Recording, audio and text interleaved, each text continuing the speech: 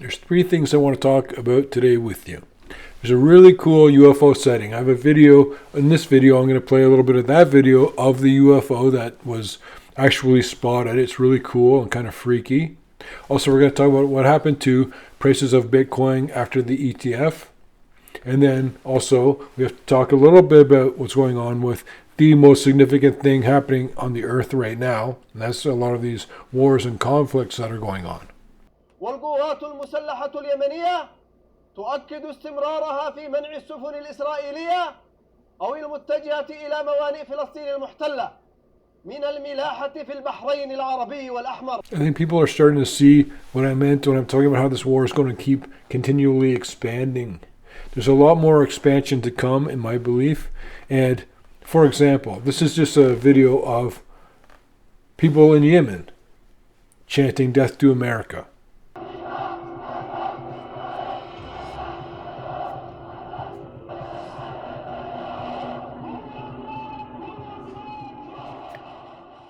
The big concern becomes, of course, lone wolf attacks worldwide. There's so many different conflicts going on all at once. It should be a very cautious time for everyone. Western Yemen is where the Houthi rebels are from. The ones that are firing different missiles and things towards the carrier ships in the Red Sea. And you can see this chart of Bitcoin right here.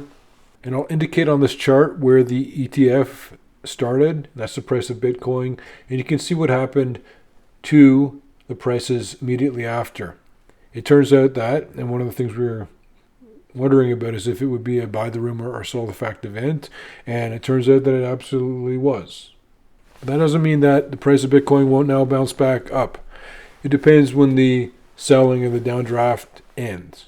But I don't know much about where the price of Bitcoin is going to go, but I understand how buy the rumor, sell the fact events work.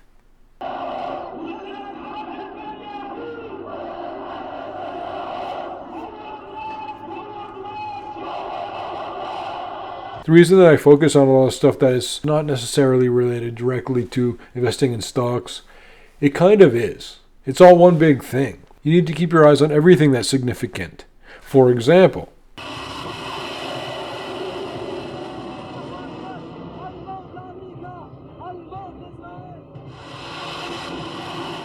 let's start with the jellyfish UFO video released by Jeremy Corbell. This is over a U.S. base in Iraq. What do you make of this video surprising so many people this week?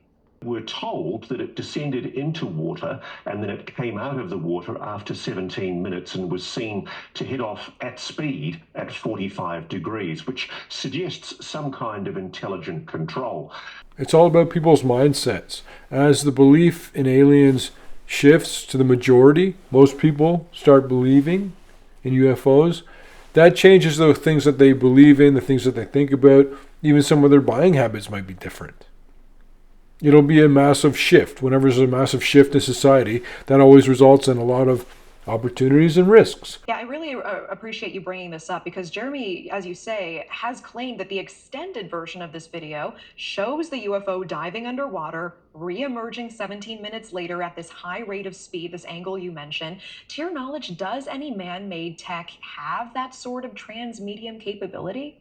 What we're seeing here is an object that's not consistent with normal drone technology. It's something completely off the wall, frankly, in terms of what we would think of as something that's capable of doing that kind of movement. This is just a clip from my "Is the 1929 stock market crash coming back?" video. A couple of clips I'm going to show you here because they're relevant right now.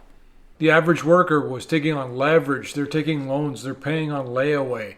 Buy now, pay later kind of thing. But instead of weakening, the stock market actually roared to new heights, new records in the stock market. Kind of similar to what we're seeing today, yeah?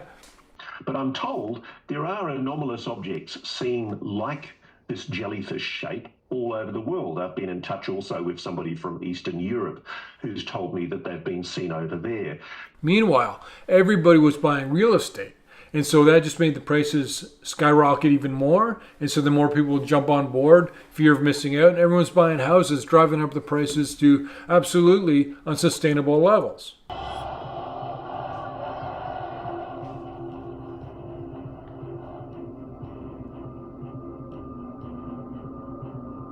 But this was the beginning of the Great Depression, and it just expanded worldwide from there. And that gave rise to a lot of anti-capitalist movements, which we'll see a lot more of this coming up too. And it gave rise to fascism and communism.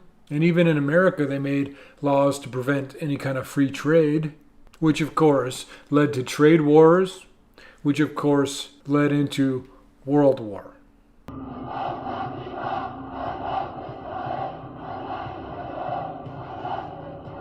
Ross, this was a topic coming up that really piqued my interest tonight.